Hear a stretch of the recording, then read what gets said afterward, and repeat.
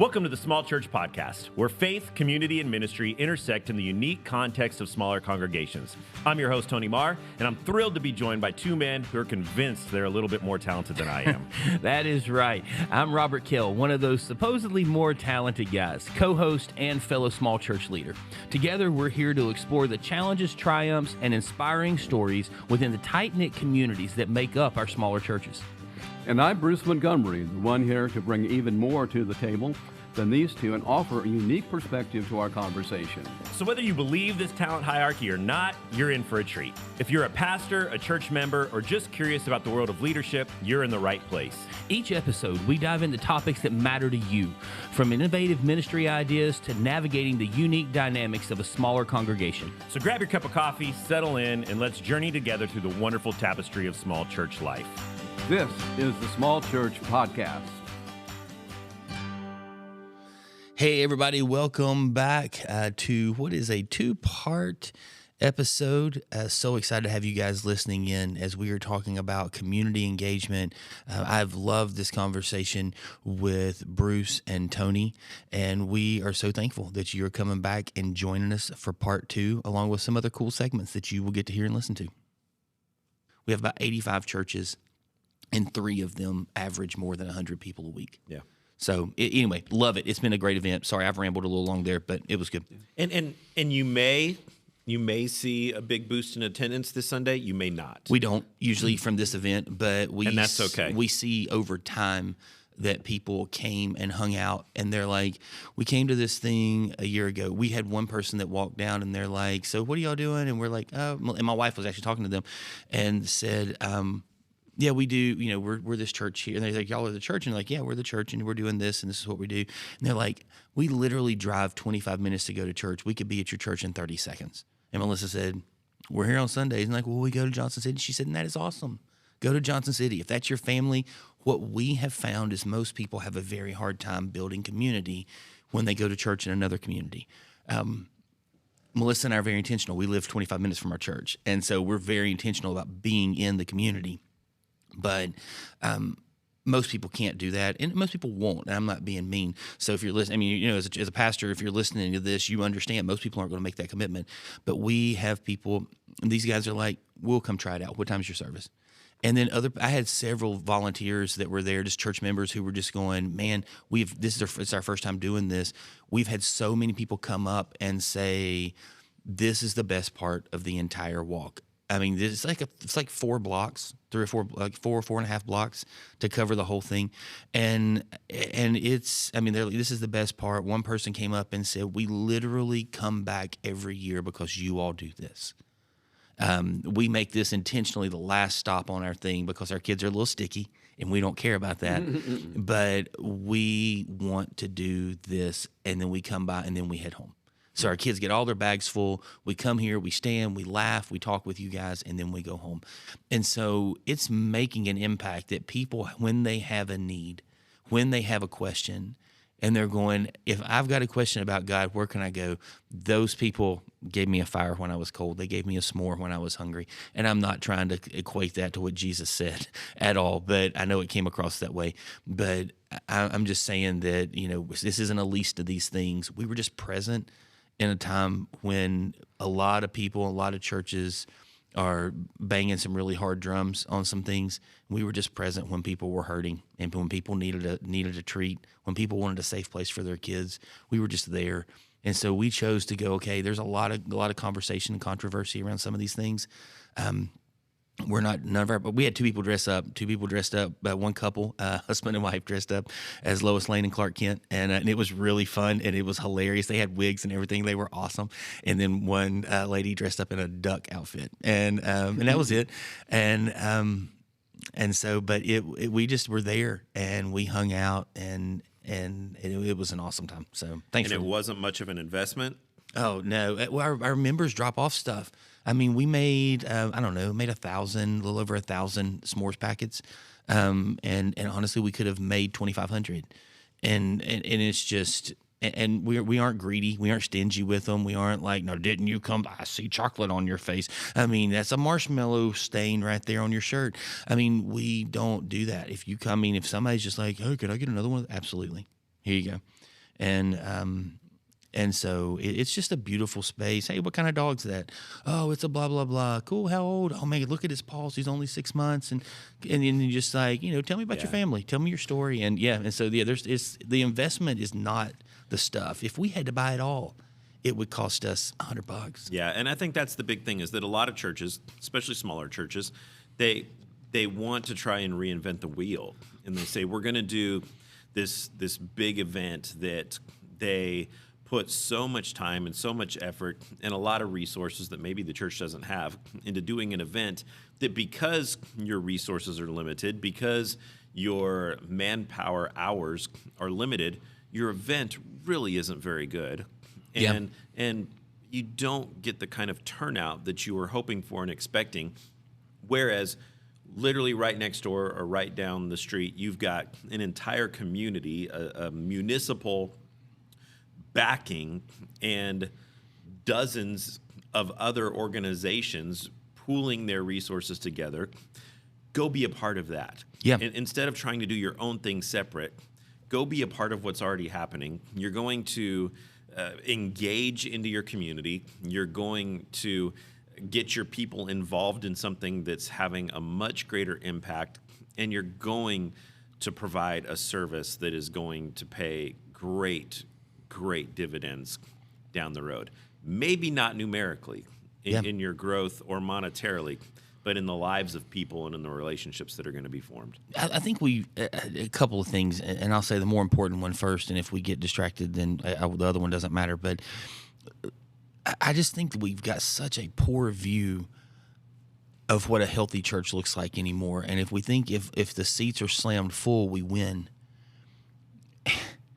And I'm just so broken over that right now, because the win for us last night had nothing to do with Rose, had nothing to do with a band, had nothing to do with how cool our live stream is, which hasn't even worked the last 3 weeks. I've got to fix that today. I mean, like, it had nothing to do with all the stuff that's so important every seventh day. It had to do with the fact that basically our entire church stepped outside and leaned into, a family with 2 young kids, literally one's a newborn, took more stuff home and made 300 packets just sitting around their house watching TV and hanging out and praying over them. Like, that's the win to me. Yeah. That's the step. That's the thing. And look, I believe that true discipleship should lead to your rows filling up. And I think we have to ask some questions when our rows aren't filling. How are we really discipling and caring for people? The other thing I'll say, and then we can jump into this, is just as you're looking at space, I think that we undervalue the remote option sometimes. We literally are downtown. If you're Northeast Tennessee, hit me up online, something like that, and you're welcome. I'll walk you around our church. We'll walk our community. I'll take you to Steel Rails, and we'll get a coffee. But if you like chai tea, Tony says it's maybe the best one in Northeast Tennessee. Delicious chai tea. But we are downtown, so we have some opportunities. But Tony, you said such a beautiful thing there a second ago, that look at things that are available, look at things that are around, look at things that you can be a part of, and go set up a table at a street crossing with 100 other people in your town, in your community, and be a part of what's going on, because like continuing to isolate yourself, because that's the thing. The other 2 campuses that are a part of our network inside of the church that I work in, they're isolated buildings off. Like, so one of them does a trunk or treat, but they can't, like, they're 6 miles from downtown. Nobody's walking to their building, so they try and do something that draws people there. There is some wins to that if you're a decent-sized church and you can do something really good. But for us, even though I think, in the scheme of today, we're a decent-sized church, it's just not about being in that building. It's about being outside with people. I took my kids to 2 different events in the past week that were not in our area. And so nobody needs to feel, any of our listeners that are in this area, and I won't even say where we went, but we went about an hour and a half away for the first event that was in another town. that had this incredible courtyard downtown, and there were thousands of people in this courtyard. There were bands playing, there was music happening, there were vendors set up all over, art vendors set up all over, and the whole time I'm walking around thinking, why are there no churches that are set up here doing something, handing out water, providing a service, doing something? And then I took my boys and a couple of their friends to an event that they do all over the country called Cars and Coffee. That it's a car show that it's completely free to get into. We've actually done them all over. We do one here at Bristol Motor Speedway that happens once a month. We went to one in Myrtle Beach when we were on vacation a couple weeks ago because my boys just love cars. And we did one this past weekend that was in a larger city, and it was one of the larger Cars and Coffees. There were probably 5,000 people at this event. There were hundreds and hundreds of cars that had come out for this event. It filled a mall parking lot, a large mall parking lot. Vendor upon vendor upon vendor giving out cards for their businesses, handing out things. And I'm sitting there thinking, why are there no churches here? Why are there no churches that said, we're going to come and be a part of this somehow, just to provide a service in all of these areas of life that the church can go and have a presence and be a servant to these people, and it costs you little to nothing to be a part of them, and you can have such a positive impact on people and communities. And to me, it's a no-brainer. For me, it's a no-brainer because it was so impactful in my life and my leadership. Several years ago when I was planting a church, we were starting a new church, and we got really lucky that we got office space on State Street in Bristol, Virginia. Now, Bristol, for those that are not from our area, it's a border city. On State Street, one side of the street is in Virginia, the other side of the street is in Tennessee. And they do, throughout the summer months, they do a thing called Border Bash, where they shut down State Street. They have all sorts of vendors and activities that take place. We were a church plant that we were not starting services for about 6 months. We had no money. We had someone give us office space right on State Street. And we were thinking, what's our marketing budget for launching our new church? And we looked at the books. It was very minimal. In fact, we had like less than $500 to do marketing for our entire church to get people to come to our church for our opening Sunday, which was still several months away. We were doing launch team meetings, which a lot of new churches do. And we were having 15, 20 people come to these launch team meetings. So our new church that hadn't started yet, we hadn't held our first service, it would be months. We definitely fell into the category of a small church because we had about 15, 20 people. And we looked at our marketing budget and said, what can we do with this? They hold these events every Friday night called Border Bash that is literally right outside of our doors. We said, we've got to be a part of this. The entire community comes out for this. So we made a decision that I lost sleep over, that of our $500 marketing budget, we spent $300 and designed a banner and bought a folding table from Sam's Club, that we were going to create a booth at Border Bash that right outside of our church offices there that would do things for kids. We did face painting for kids. And we took all of our marketing budget to order a banner. And when we got this banner, we were so excited.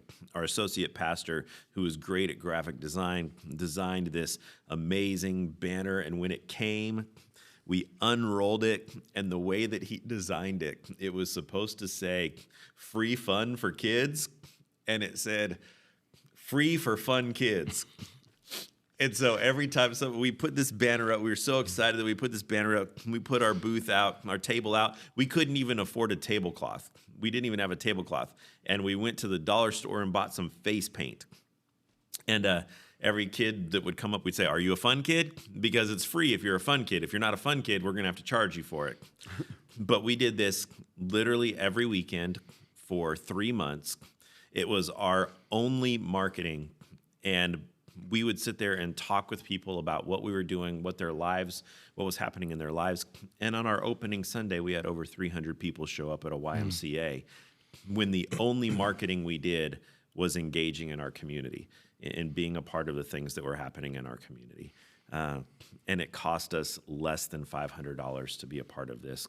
And the relationships that we actually led several people to Christ before we'd ever had our first service as a church, because we got involved in the community, in the events that were already taking place. It just is so impactful and can have such a huge difference on not only the lives of the people in your community, but the lives of the people in your church. Robert, you were talking about the volunteers that you had. I'm sure that they're going back today and saying, that was a great way to spend an evening. What an impact that had on me, regardless of what impact it had on people that they talked with. Oh, they've been sharing pictures on social media. They've been texting me the photos that they took and things like that so that we can use them down the road for things.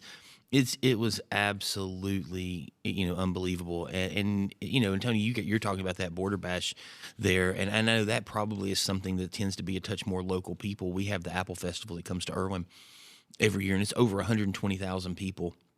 A lot of them people drive from hours and hours away.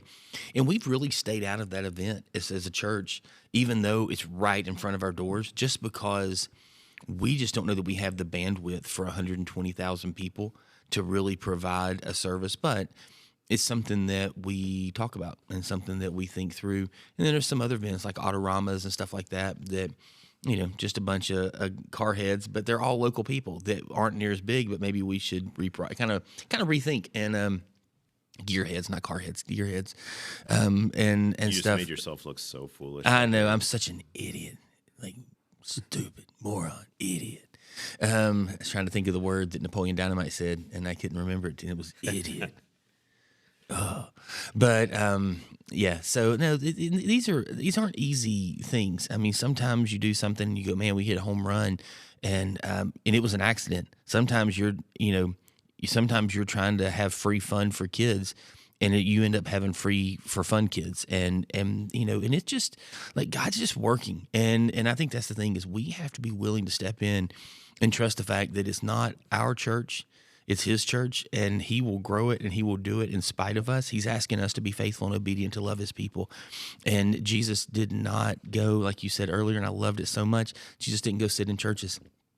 He sat in hard spaces and had hard conversations, and I think that's what we need to be trying to do. And, maybe we need to try to figure out how to serve, 150,000 people next October as the Apple Festival comes back. But, there's a lot of good discussion in that, and don't beat yourself up. Just be willing to go, what's the next event that's realistic? Christmas might be hard for you. What's the first thing? What's the first event in 2024 that your town does that's a big deal that you can step into and be a part of? Are there other churches doing that? How can you come alongside and just love people well?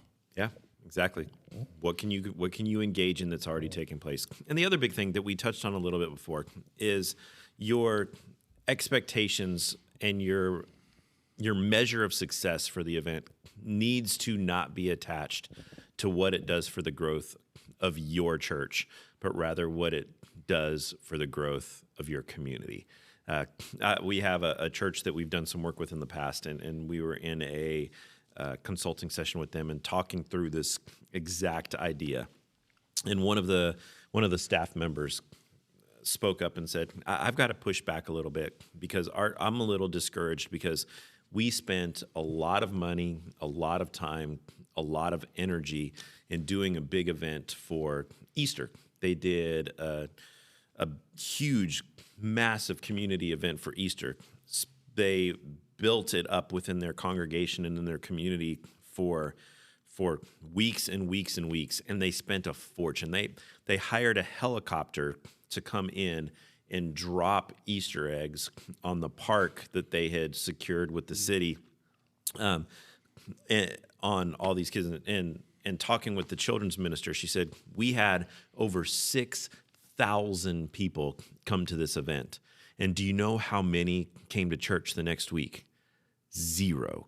And she said, it was so deflating, so defeating for us. And I said, that's your problem. What was your measure of success? You had 6,000 people come to an event, 6,000 people that you were able to touch, 6,000 people that you were able to have an impact on, 6,000 people that heard the message of Jesus through the way that you guys presented it, 6,000 people that got to experience something because of the effort that you guys put in. She was talking about all the money, all the effort, all the time, and then it resulted in nothing. I said, your measure of success was completely wrong. The bullseye that you were shooting at was completely misguided and misdirected. You had an incredible impact on 6,000 people. 6,000 lives were touched. Is that a win? Well, yes. Celebrate that win. Who cares that it didn't result into an extra 50 people in church on Sunday? You impacted lives. You made a difference in your community, and it's something that people will be talking about. And who knows, in 6 months or 6 years, when someone's life falls apart, they get a cancer diagnosis, they go through a divorce, they lose a loved one, they get fired from a job, and they're sitting there saying, where do we turn to now? Maybe something pops in their mind that says, that church that took all of the time, energy, and effort to provide our family with this service, why don't we go check that out? Maybe that happens, maybe it doesn't. But either way, celebrate the win of the great thing that you did for your community. I'd kind of like to share a little different kind of event. There's a campus ministry where I was in Bowling Green, the one we had, and the universities have a problem with alcoholism. And Thursday night was a drinking night for people. So that campus ministry is right on the road, the path from the campus to the bars, and they set up grills at 1 o'clock in the morning and stay there until 3 and 4 in the morning, cooking hot dogs and hamburgers for them. That's where I gave you the God dogs and the Jesus burgers. And they've actually found that when they got there, people they stop, they can talk to them as they go. They've actually saved a few lives. One of them's a paramedic, and alcoholic poisoning was coming. They drank too much, and when you walk around the campus, you hear the kids on the campus. Don't even go there. Well, there's where the God dogs are. That's where the Jesus burgers are, and they're doing something for their community, and they're not getting any. There's no glory to it. There's no benefit financially to it. It's a service. And at least once a month, they go out on Thursday, and they're there waiting for people to come down and need help. And that's a way the church can engage in things that are going on in its community. Find out what's going on around you. It doesn't have to be giving candy out. Maybe it's doing something else. That's my biggest experience with those kind of events. No, I love that, and I think that's the thing too. Is Bruce, what's so special about what you guys were doing there in that moment, and what you had a chance to be a part of and help kind of initiate in some ways, was that like people so many times go, we don't have college age kids at our church, we don't have young families at our church. Where are you that college age kids are? Where are you that young families are? Where are you that you can engage these things and work through the conversations and love them well and care for them? Because, it's the thing I would say about even the Easter egg drop. Okay, you had 6,000 people, and that's awesome. And you need to celebrate that and get your eyes focused on what the goal was. But you're doing an Easter, catch your word, not a lot of just people sitting at home going, don't care about God, don't care about the Bible, don't care about the risen Savior. Not going to an Easter egg hunt so my kid can get Halloween candy in Easter. I deal with that once a year. I don't need them sugared up again, and they don't care as much. I mean, it's something where you're attracting people who are already probably attending churches and in some spaces. You may get some. But like you said, I mean, if in 6,000, is there even 1,000? Is there 100? Is there 50 that are in that space? And so understand, again, a lot of, y'all said some unbelievable stuff.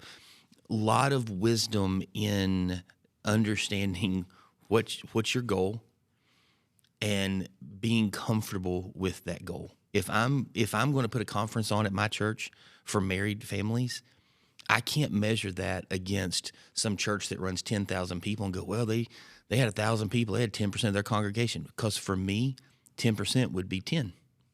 Yeah. And that's what we talk about as our network. Hey, as a network, we average, 500 people. So if we're going to do 10%, 5% of our thing, if 5% is the goal, are we cool with 22 people? And if we are, then let's all the staff from all the campuses get behind it and go forward. If we're not, then let's not do it. Understand what's realistic, what's the goal, and how do you engage that? Love that.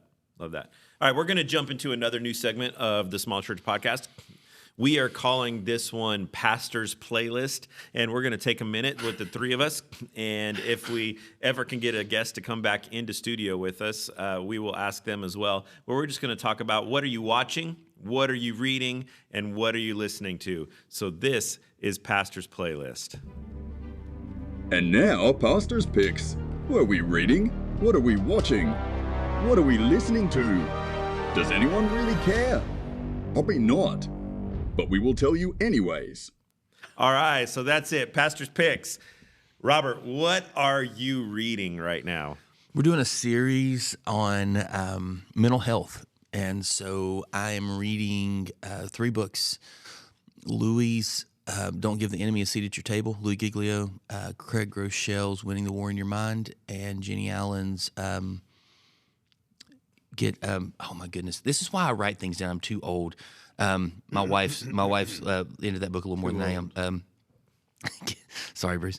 Get out of your head. And so so those Craig, Jenny, and Louis all wrote those books within just a few months of each other, and they didn't really know that the other one was dropping it. And it's been a really cool space for us, just walking through what it looks like heading into some really hard seasons for people, whether it's loss and things to deal with anxiety, stress, and some of the mental health struggles that we deal with. So it's been good.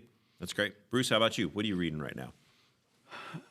I'm reading some communication books about our culture and how you respond in culture and how you can, how our culture has moved away from discussion to anger automatically. It seems like if you go to somewhere and you disagree, it's a flare up, and if you're a Christian, that's a flare up. And so I've been reading through some of those kind of books just for the fun of it, and then I like to look at things that I would have prepared for if I'd known I was going to be doing this.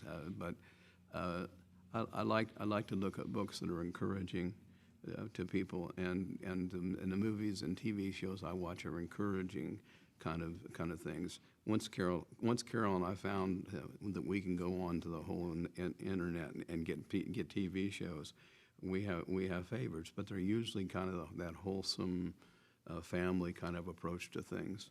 But I really do like the fact that we can't, as Christians, believe we can just get away with not doing anything when people ask us who we are and what we have. You can just kind of skirt by and not defend your faith or talk about your faith in any way that might be appealing. And so that's what that's one of the things I'm really interested in and working with. I'm reading Bob Goff's Dream Big right now. Great book on discovering your goals, achieving your goals. The 3 big questions that he asks in it are, who are you, where are you, and what do you want? And those are the 3 big questions that you need to ask yourself. Who are you, where are you, what do you want? And I'm also reading a book called The Warrior Elite, which takes you through an inside look at BUD/S training for Navy SEALs with a former Navy SEAL, and that's pretty fascinating. And then my fun book that I'm reading, I love to read books that I know a movie's coming out soon.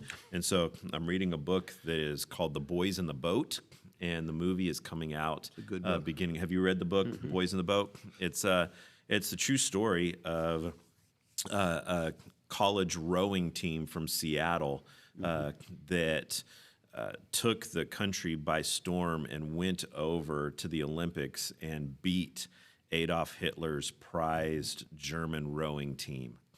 in the Olympics when none of them had a rowing background, and it's a really good book, really good read. It really is. That's one you can't put down very, very easily because there's always something about the person's life that's unique or a need that's been met, or somebody trying to cheat, like Hitler trying to cheat in the thing, putting them in the slowest racing slot, and they just overcame it. Don't give it away, Bruce. Don't give away the book if our listeners want to read it. Although I already gave it away. Yeah, Maybe I already gave it forget the fact. It's not about rowing at anything like that. It's or about just wait for the movie that about comes out. watching boats go by. Yeah, Bruce, what are you watching right now? I really can't. We're so scattered, Carol and I. We're so scattered with things that we like family shows, positive kind of family shows, and we do that every night. How about you, Robert? What are you watching? Watching a lot of sports. We're World Series, NBA's going, watching a little bit of hockey. We watched the Rugby World Championships the other day because it was the All Blacks and South Africa. My mentor's from South Africa, and we love just the All Blacks. Actually, literally the first full rugby match we've watched. TV-wise, I went to a college rugby match last week. Man, I'm telling you, Ed, I have those are men in a different way of being a man. In that spot, I know women play too, and those are women in a different way of being a woman. That's brutal. TV-wise, I just finished Big Bang Theory for the third time. I enjoy that show. I don't. Young Sheldon makes me like that show. I like it a little bit more, though, and I think it's one of the more well-written shows. I am sustaining from Friends. I wrote some stuff the other day about that. I'm really struggling through the Matthew Perry thing. I feel like we've become a part of that stuff, and so I was kind of rewatching Friends a little bit, and have kind of put that on pause after his death. Hate that for him. Love some of the faith stuff I'm hearing from him, hoping that those are very genuine statements that I've heard that he said and things like that. Watching Walker, Texas Ranger. Oh, wow. I try to keep one older show kind of floating through. Gave Frasier a run. I just don't like that show. Didn't like it back then, don't like it now. So I went to Walker, Texas Ranger. And then new show that I'm watching with my family is we're watching Found. Oh, that was going to be mine. You took that. It's we're not crazy far into it, so They've you're only probably had a way couple episodes. Yeah, it's like 3 or 4 maybe. Yeah. And so we're not crazy far into it, but You believe Zach Morris in that show. so stinking good. So good. They have rolled him into a couple of spaces that I just really, really like him as an actor. And then and so then I'm probably getting ready to watch Ted Lasso. It's just talking to some friends last night about that. It's time to get a little Ted back in the life. Yeah, Found is the one that I'm watching right now, and blew me away how Zach Morris has transformed as an actor. Absolutely brilliant in that show. Yeah. It's getting ready to be crazy. I mean, I consume quite a bit of media. I need to start communicating that stuff out to people. Just some things that I kind of see and feel in that. But now that all the writer strike's over, and some of my current shows or shows that I'm watching that are current, like Blue Bloods and stuff like that, will start coming back out. I'll have a lot of just conversations around a lot of different things in a lot of spaces. But yeah, that's my favorite art form. Is film and TV. And what are you listening to? Well, with that, I listen to this amazing podcast called The Small Church, The Small Church Leaders Podcast. Shameless plug. And I listen to a podcast with Bill Simmons called The Rewatchables, to where they go in and listen and talk about movies that they feel are rewatchable. Bill Simmons, Bleacher Report, all that stuff, crazy basketball guy, Boston Celtics fan, let's go. And so I'd love that. And then You just keep trying to get in those plugs. I'm just trying to get there. But I love that. And it is not clean. They use a lot of words and stuff, but they look at the culture and they talk a lot about what was going on, why that film was made, should it be remade now, how do you do some things there. And I love the kind of deep nerdiness of that. And I listen to a lot to Theology in the Raw, Preston Sprinkle. And then one podcast that I really enjoy, and it helps me a lot this time of year, is one called Truth Over Tribe that talks politics and faith and religion inside of those things. And it's pretty pretty balanced, pretty neutral approach to it, and so I get to hear a lot of different sides from a lot of really, really, really smart people, and I get to kind of have a little bit of balance because I struggle politically a lot, and so I'm not the easiest person to talk to about that. So, yeah. Bruce, I already know your answer, but you can go ahead and give it to us. What are you listening to? Ohio State football. That's not where I thought you were going to go. You know, they got that moving picture box. You can watch them too. You don't have to just listen to them anymore. You're on more than the radio. It is November 1st, and so that meant that normally if I'm in my car, I'm listening to sports talk radio. I'm listening to Dan Patrick. If I'm or NBC Sports Audio, try to stay away from ESPN Radio unless it's a certain couple shows that I love. But then Marty and McGee are not on Saturday mornings anymore, and I loved those guys. But I am Dan Patrick and the Danettes. They're like family to me, and so normally listen to them. But then November 1st rolls around, and it's all Christmas music all the time. Well, let's see, I do that September. You do that all year long. September 1st, yeah. Yeah. See, it used to be year-round for you, Bruce. You've cut it back to it September is when you start the Christmas season. When I retired, I was going July to January 10th for Christmas music. That was exclusive. Nobody wanted to go by my office at the campus, so they had to keep my door closed because they thought I was overdoing it. But I love Christmas music, and that and Ohio State University are right up there. But the problem is when I moved home from campus and retired, I've got my desk and I've got my computer, but all my music was on the various music things like Spotify and things, and Carol won't let me subscribe to them anymore. So I've got all these CDs in my office at the church, which I can't play at home because I've got too new a computer. It doesn't have the CD part or the DVD part. And so I'm really suffering this Christmas season because I haven't started yet. So I am literally, and this is a random thing. I don't know if we're done or not, but like I'm looking on Facebook Marketplace and I'm really considering starting to buy physical copies of media again, like film, TV, things like that. And Melissa just keeps shaking her head going, you cannot do this. Where are you going to put it? Because like it's bundles. Like you can spend $100 and get like 1,000 movies. Where are you going to put 1,000 movies? You've already got. And so I'm like, I feel your pain. Like I sometimes just want to, what happens when the internet goes away and I can't watch any of the stuff that is how I process the world and things. It got scripture and art is how I process the world, and so I feel your pain there. I would need, if my internet sources went away, I would need some digital hard copies that I could take and do something with. Yeah, I agree. All right, so that's about it for Pastor's Picks. We've all given you what we're watching, what we're listening to, and what we're reading this week.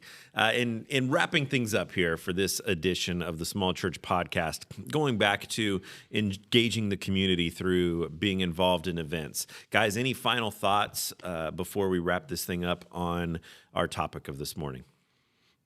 Bruce, you want it? Go ahead. I would just say don't be scared to take a risk. Be willing to fail. If you fail loving people, I think that's a worthy cause. And I know there's probably some type of caveat or stipulation or something that should be said there, but at this point in time, I can't think of it. If you fail trying to love the people in your community, man, take that risk because it is absolutely worth it. Absolutely. Yep, definitely. Get outside the wall. Yeah, so good.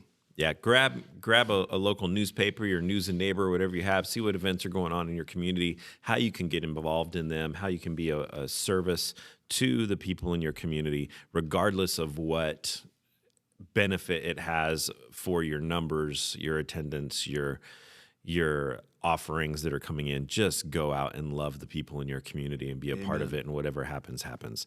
All right, well, that's all the time that we have for today on the Small Church Podcast. We're glad that you joined us for this episode. We introduced a couple of new things. Hope that you enjoyed that. Send us your feedback on what you liked, what you didn't like. We'd love to hear it. If you want more information on what we're doing at the Small Church Podcast and Higher Ministries, you can find us at higherministries.com. Be sure that you subscribe to the Small Church Podcast. Listen to it on as many platforms as you have. We would love to get those listens up. And share it. Share us with your friends, especially other church leaders that you know in small church environments, small church leadership positions. We would love to have them listening. Once again, for Bruce Montgomery and Robert Kell, I am Tony Marr. I want to thank you for tuning into this edition of the Small Church Podcast. Have a great rest of your week.